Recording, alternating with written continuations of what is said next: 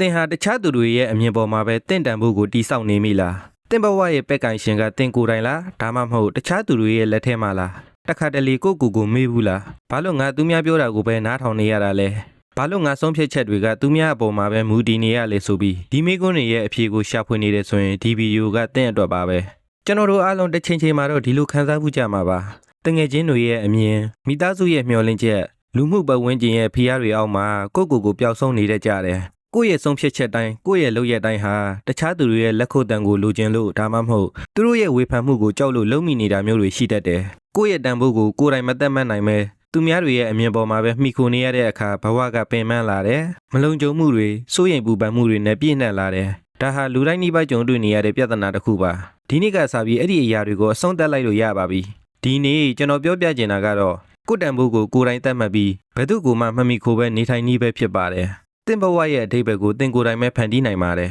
ဒါဆိုကိုယ့်တန်ဖိုးကိုကိုယ်တိုင်သတ်မှတ်ခြင်းဆိုတာဘာလဲရိုးရှင်းပါတယ်ဒါဟာသင်ရဲ့တန်ဖိုးသင်ရဲ့ရည်ချင်းသင်ရဲ့စွမ်းဆောင်မှုတွေကိုတခြားသူတွေရဲ့အမြင်သူတို့ရဲ့ချီးကျူးမှုဒါမှမဟုတ်ဝေဖန်မှုတွေအပေါ်မှာမူတည်ပြီးသတ်မှတ်တာမျိုးမဟုတ်ပဲသင်ကိုယ်တိုင်ကပဲသင်ရဲ့တန်ဖိုးကိုအပြည့်အဝယုံကြည်လက်ခံခြင်းပဲဖြစ်ပါတယ်သင်ဟာဘယ်သူ့ကိုမှတက်တည်ပြစရာမလိုပါဘူးသင်ဟာသင်ဖြစ်နေတဲ့အတွက်ကြောင့်ပဲတန်ဖိုးရှိနေတာပါဒီချက်ကိုနားလည်ဖို့ကအရေးကြီးဆုံးပထမဆုံးခြေလှမ်းပါပဲဘာကြောင့်ဒါကဒီလောက်တောင်အရေးကြီးရတာလဲကိုယ်တန်ဖိုးကိုကိုယ်တိုင်မသက်မှတ်နိုင်တဲ့အခါကျွန်တော်တို့ဟာအမြဲတမ်းသူများရဲ့အတိအမှတ်ပြုမှုကိုလိုက်ရှာနေရတယ်ဒါကစိတ်ဖိစီးမှုတွေစိုးရိမ်ပူပန်မှုတွေကိုမကျေနပ်မှုတွေကိုဖြစ်ပေါ်စေတယ်ကိုယ့်ရဲ့ပျော်ရွှင်မှုကိုယ့်ရဲ့ငြိမ်းချမ်းမှုဟာတခြားသူတွေရဲ့လက်ထဲမှာရောက်နေတယ်လို့ဖြစ်နေတယ်ဒါပေမဲ့ကိုယ်တန်ဖိုးကိုကိုယ်တိုင်သတ်မှတ်နိုင်တဲ့အခါသင်ဟာပိုပြီးလွတ်လပ်လာမယ်ပိုပြီးယုံကြည်မှုရှိလာမယ်ပိုပြီးပျော်ရွှင်လာမယ်သင်ရဲ့ဆုံးဖြတ်ချက်တွေဟာပိုပြီးခိုင်မာလာမယ်ဘဝရဲ့အခက်အခဲတွေကိုပိုပြီးရင်ဆိုင်နိုင်လာမယ်ဒါဆိုကိုယ့်တန်ဖိုးကိုကိုယ်တိုင်ဘယ်လိုသတ်မှတ်ကြမလဲဒီမှာသင်အတွက်လက်တွေ့ကျတဲ့အဆင့်တွေရှိပါတယ်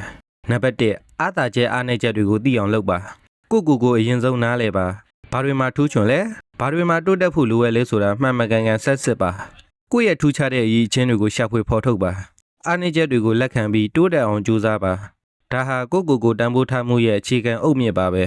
နံပါတ်2တခြားသူတွေရဲ့အမြင်ကိုလျှော့ချပါလူတိုင်းကသင်ကိုကြိုက်နှစ်သက်နေဖို့မလိုပါဘူးတခြားသူတွေရဲ့ဝေဖန်မှုအမြင်တွေကိုအလေးထားလွှမ်းတာကသင်ရဲ့ကိုယ်ပိုင်တန်ဖိုးကိုထိခိုက်စေနိုင်ပါတယ်သူတို့ရဲ့အမြင်တွေဟာသူတို့ရဲ့အမြင်တွေသာဖြစ်ပြီးသင်ရဲ့တန်ဖိုးကိုတတ်မှတ်ပေးတာမဟုတ်ပါဘူးကိုယ့်ရဲ့အတွင်းစိတ်ကလာတဲ့စိတ်ခံစားချက်နဲ့ဆုံးဖြတ်ချက်တွေကိုပိုပြီးအလေးထားပါနံပါတ်3ကိုယ့်အတွက်ပန်းနိုင်တွေချမှတ်ပါတခြားသူတွေရဲ့မျှော်လင့်ချက်တွေမဟုတ်ဘဲသင်ကိုယ်တိုင်တကယ်ဖြစ်ချင်တဲ့တကယ်လုပ်ချင်တဲ့ပန်းနိုင်တွေကိုချမှတ်ပါအဲ့ဒီပန်းနိုင်တွေစီကိုရောက်အောင်ကြိုးစားပါပန်းနိုင်တစ်ခုချင်းစီကိုအောင်မြင်တဲ့အခါသင်ရဲ့ကိုယုံကြည်မှုနဲ့တန်ဖိုးထားမှုတွေတိုးတက်လာပါလိမ့်မယ်နံပါတ်4ကိုဂရုစိုက်ပါ